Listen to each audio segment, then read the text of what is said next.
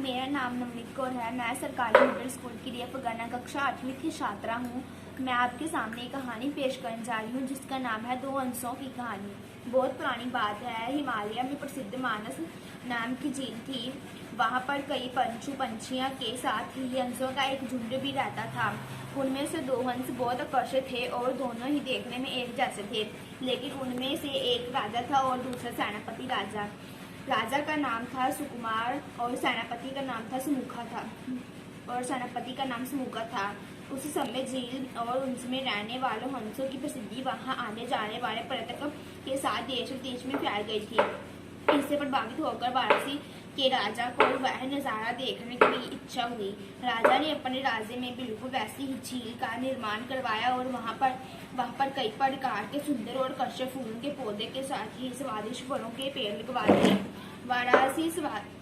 वाराणसी का जहाँ सरोवर भी स्वर्ग जैसा सुंदर था, लेकिन राजा के मन में अभी भी उन दोनों हंसों को देखने की इच्छा थी जो मानस सरोवर में रहते थे। एक दिन मानस सरोवर के अन्य हंसों ने राजा के सामने वाराणसी के सरोवर जाने की इच्छा प्रकट की, लेकिन हंसों का राजा समझदार था। वह जानता था कि अगर वह वहां गया तो।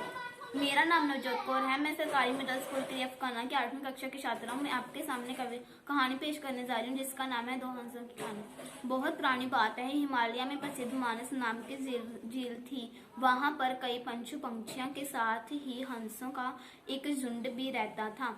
उनमें से दो हंस बहुत आकर्षक थे और दोनों की ही देखने में एक जैसे थे। लेकिन उनमें से एक राजा था और दूसरा सेनापति। राजा का नाम था सुकुमार और सेनापति का नाम सुमुखा था। उस समय झील और उसमें रहने वाले हंसों की प्रसिद्धि वहां आने जाने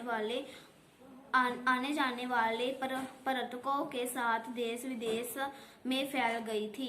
इससे प्रभावित होकर वाराणसी के राजा को वह नज़ारा देखने की इच्छा हुई। राजा ने अपने राज्य में बिल्कुल वैसी ही झील का निर्माण करवाया और वहां पर कई प्रकार के सुंदर और आकर्षक फूलों के पौधों के साथ ही स्वादिष्ट फलों के पेड़ लगवा दिए। वाराणसी का यह सरोवर भी स्वर्ग जैसा सुंदर था, लेकिन राजा के मन में अभी भी उन दो हंसों को देखने की इच्छा थी जो मानस सरोवर में रहते थे। एक दिन मानस सरोवर के अन्य हंसों ने राजा के सामने वाराणसी के सरोवर जाने की इच्छा प्रकट की, लेकिन हंसों का राजा समझदार था। वह जानता था कि अगर वह वहां गए तो राजा उन्हें पकड़ लेगा। उसने सभी हंसों को वाराणसी जाने से मना किया, लेकिन वो नहीं माने। तब राजा और सेनापति के साथ सभी हंस वाराणसी की ओर उड़ चले थे। धन्यवाद।